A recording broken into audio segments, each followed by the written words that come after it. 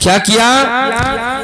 माता तारा से बारंबार लोग पूछ रहे हैं आप कौन हैं, लेकिन पुत्र के मरण को देखकर माता तारा से कोई आवाज नहीं निकलती है, कुछ भी वो नहीं बता पाती हैं कि मैं कौन हूँ। लोगों ने बाल घातनी घोषित कर दिया और चंडाल के पास ले जाकर कहा यह बाल घातनी है, इसने एक बालक को मार दिया है आधी रात्रि में, इसलिए तुम फांसी से दे दो। इस प्रकार से सभी लोगों ने, ग्रामवासियों ने उस चंडाल को समर्पित करके और अपने घर को चले आते हैं। वह चंडाल महाराज श्री हरिश्चंद्र को बुलाता है और कहता है, हे हरिश्चंद्र, ये बाल घातनी है। ये रात्रि काल में लोग बता रहे थे कि एक बालक की हत्या की है, इसलिए तुम अभी इसी वक्त से प्राण दंड दो, इसे मार दो। महाराज श्री ने कहा, सरकार, मेरे वंश में ऐसा नहीं हुआ है कि किसी राजा ने या किसी पुरुष ने स्त्री की हत्या की हो, इसलिए मैं इस कार्य को नहीं करूंगा और दूसरा कोई कार्य मुझे सौंपिए। उस चंडाल ने कहा कि हरिश्चंद्र, तुम मुझे नीति मत बताओ, मुझे ज्ञान मत दो, मैं जो कह रहा हूं सो करो, क्योंकि हमने तुम्हें खरीदा है, तुमने मुझे नहीं खरीदा है, और मैंने तुम्हें अपने कार्य के लिए खरीदा है, वह मेरा कार्य कीजिए, मैं जो कह रहा हूं। आपके कुल में वह होता रहा हो या न होता रहा हो, इससे मुझे कोई लेना देना नहीं है। आप मेरे यहाँ कैसा हो रहा है, मैं क्या आदेश दे रहा हूं, आपको ऐसा करना होगा। महाराज श्री ने कहा कि सरकार, मैंने जीवन में कभी किसी की हत्या नहीं की है, इसलिए मैं मार भी नहीं पाऊंगा, इसलिए मैं आपसे पुनः निवेदन करता हूं कि आप मुझे कोई दूसरा कार्य सौंपिए, क्योंकि मैंने प्रतिज्ञा कर ली है क्या कि आजन्मतस्ततो यत्नम न कुर्याम स्थिरे बधे तव। मैंने प्रतिज्ञा कर ली है कि आजन्म पूरा जीवन स्त्री के वध मैं नहीं करूंगा। मैंने प्रतिज्ञा कर रखी है कि मैं स्त्री का वध नहीं करूंगा, इसलिए मुझे कोई दूसरा कार्य सौंपिए।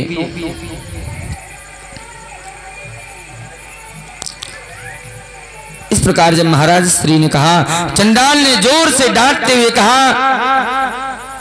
कि तुम अपने धर्म से विमुख हो रहे हो, क्योंकि तुम्हारा धर्म इस समय कह रहा है कि मैं जो कहूं वो तुम्हें करना है, ये तुम्हारा धर्म कहता है, लेकिन तुम अपने धर्म से विमुख होते जा रहे हो हरिश्चंद्र। इसलिए अगर सुख से करोगे तो करोगे और दुख से करोगे तो करोगे, अगर नहीं करोगे तो अभी मैं तुम्हारी खुद चिकित्सा करूंगा।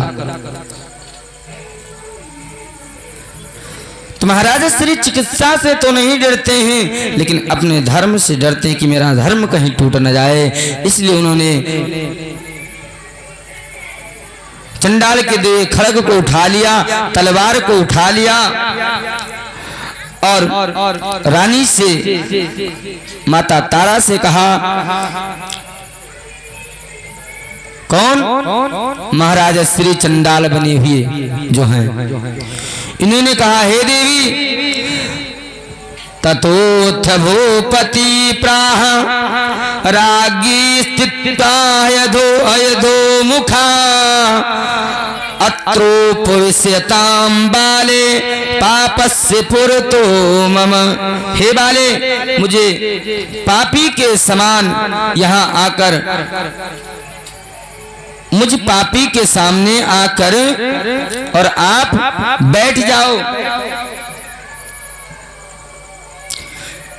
हे देवी, मुझ पापी के सम्मुख आकर आप बैठ जाओ। यदि मेरा हाथ मारने में सामर्थ्य हो सका तो मैं आपको मार दूंगा, आपका सिर काट लूंगा। इस प्रकार कहने लगे महाराज श्री। तब माता तारा ने कहा, ठीक है। वहां बोली, आप मुझे मार देना, कोई बात नहीं, मेरे प्राण ले लेना, कोई बात नहीं, लेकिन अभी मुझे 10 मिनट के लिए मात्र छोड़ दो। कहा क्यों? कहा मेरा पुत्र जंगल में मरा हुआ पड़ा हुआ है, मैं उसको ले आऊं और दाह संस्कार करा दूं, उसके बाद मुझे मार देना। मैं वचन देती हूं कि मैं आऊंगी। महाराज श्री, कुछ भी हो जाए, राजहंस तो है ही उसमें, और राजहंस तो उनमें है ही है। उन्होंने कहा ठीक है, जाओ। माता तारा जाती हैं, अपने पुत्र को उठा लेकर आती हैं। पुत्र भी इतना दुर्बल है कि महाराजा श्री न पुत्र को पहचान पा रहे हैं और ना माता तारा महाराजा श्री को, ना महाराजा श्री तारा को पहचान पा रहे हैं। चिता पे लिटाया,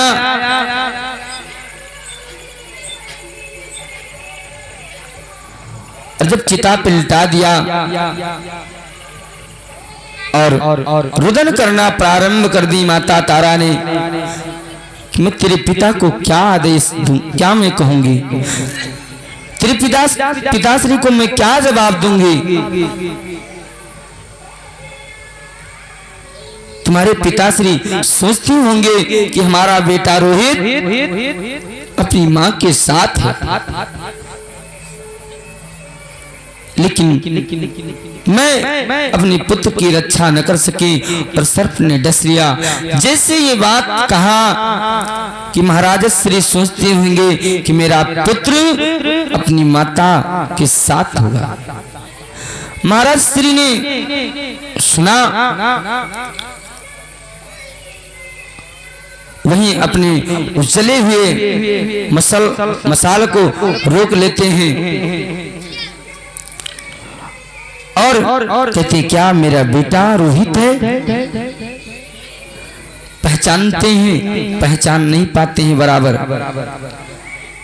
लेकिन इनके मन में कहीं ना कहीं शंका उठ जाती है। तब ये पूछते हैं, हे देवी तुम कौन हो, कहां से हो, तुम्हारे पति कौन हैं? तब तारा संपूर्ण बताना चाहती हैं, लेकिन जैसे कुछ शब्द कहती हैं, तारा तुरंत महाराज श्री पहचान जाते हैं और उनके आंखों से झर झर झर आंसू निकलने लगते हैं। दोनों लिपट कर रोने लगते हैं। किसको?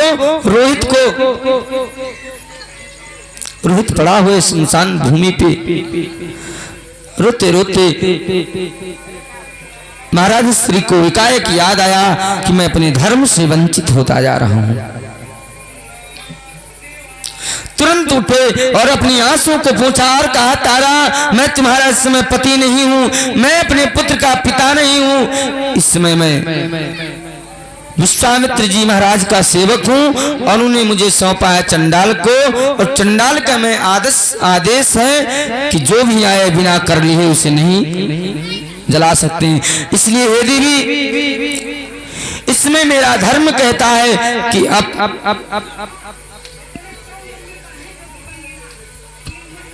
मेरा धर्म कहता है कि अपने स्वामी की आज्ञा का पालन करो। इसलिए हे देवी, अगर तुम इस पुत्र को अपने दाह संस्कार करवाना चाहती हो तो पहले कफन दो। क्या?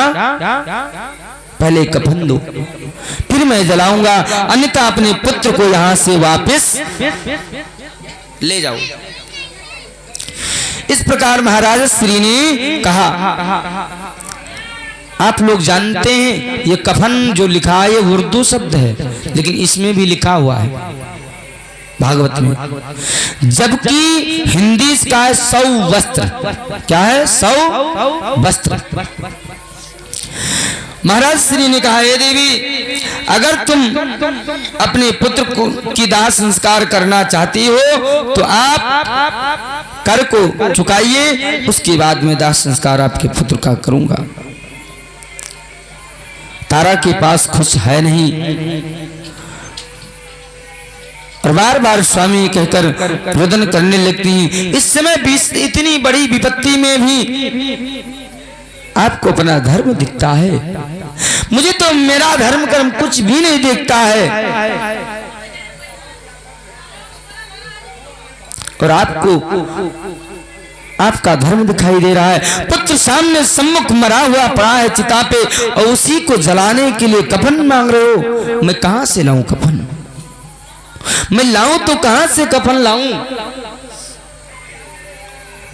क्योंकि वो ब्राह्मण देव ने मुझे दिया नहीं, किसी प्रकार से तो जाने ही दिया और मैं आने ही पाई रोहित के पास।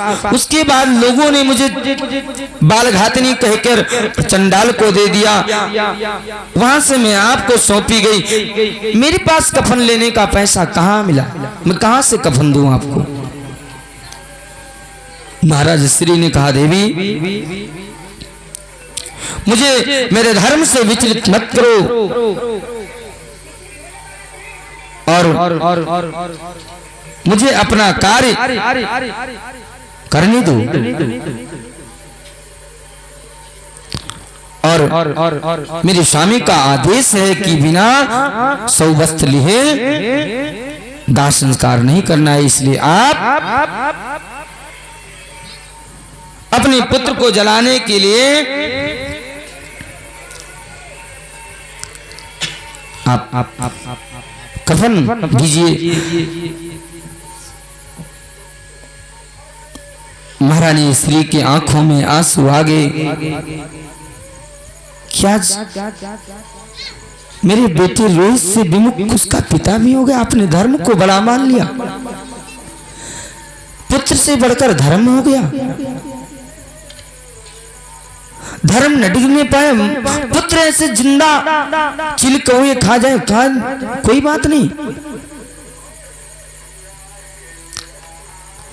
और अपनी आंखों में आंसू भर करके और उन साड़ी के पल्लों के उठाया और झर से नोच कर दे दिया, ये लो कफन को और मेरे बेटे को इसी समय दफना दो, जला दो। और जी महाराजा श्री ने 100 वस्त्र को पाया, अपनी मसाल को उठाया और रोहित की चिता में लगाने चले।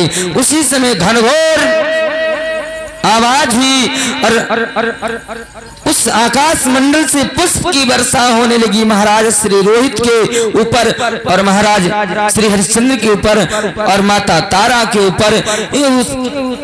ऊपर से इंद्र ने ऐसी अमृतमयी दृष्टि की कि रोहित उस चिता से बैठा और सभी लोग प्रकट हो गए कि इंद्रा प्रजा सृजत आकाशा चित्त मध्य गते शिशौ पुष्प वृष्टिश्च महति दुंदुभिस्तुन्येव चा। दुंद भी बजने लगी, नगाड़े बजने लगी और कहने लगे से धन्य धन्य हो, धनी हो राजा हरिश्चंद्र, धन्य हो, तुम्हारे जैसा इस संसार में कोई धर्म को पालन करने वाला ना हुआ है और न होगा। तुम सत्य के मूर्ति हो, सत्य तुम ही साक्षात हो, धन्य हो। तुमने इस समय भी अपने धर्म को नहीं छोड़ा।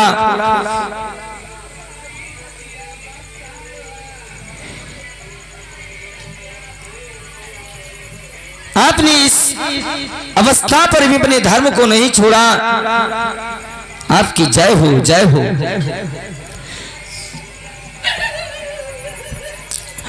भगवान की ऐसी कृपा हुई कि माला आकर रोहित के गले में और महाराजा श्री गले में, माता तारा के गले में आकाश मंडल से आकर पड़ जाती है। सुशोभित हो जाते हैं, जैसे पहले थे वैसे पुनः हो जाते हैं। ये नहीं पता चलता है कि ये अभी चंडाल थे। कि ततो राजा हरिश्चंद्रा परिस्वज्य सुतम तदा सभार्या सुश्रिया युक्तो दिव्यमालयांबरावृतः। उसी समय विश्वामित्र भी प्रकट हो जाते हैं और चंडाल का रूप धारण किए हुए धर्मदेव भी प्रकट हो जाते हैं। जय हो राजन, आपकी जय हो। आपने इस समाज को जो दिखाया है, जो आपने धर्म का पालन किया है, न इससे पहले कोई किया है और ना कर पाया अभी तक और ना आगे कर पाएगा। आप जब तक सूरज चांद रहेगा तब तक आप सत्यवादी राजा हरिश्चंद्र जी बोले जाएंगे। सत्य की अगर चर्चा कोई छेड़ेगा तो उसमें सर्वप्रथम आपकी नाम सुमरण करेगा। अगर चर्चा किसी भी सत्य पे कहीं से भी चली तो सर्वप्रथम नाम आपका लिया जाएगा कि महाराजा राजा हरिश्चंद्र सत्यवादी। और विश्वामित्र प्रकट हुए और वशिष्ठ के आगे सर झुका दिया। कहा, मुनिवर आपके यजमान देव अति वंदनीय हैं, अति आदरणीय हैं, अति पूजनीय हैं। मैंने बारंबार इनकी धर्म को डिगाना चाहा, लेकिन धन्य है आप के यजमान कि सब कुछ जा रहा है तो जाने दो, पर धर्म न टलने पावे।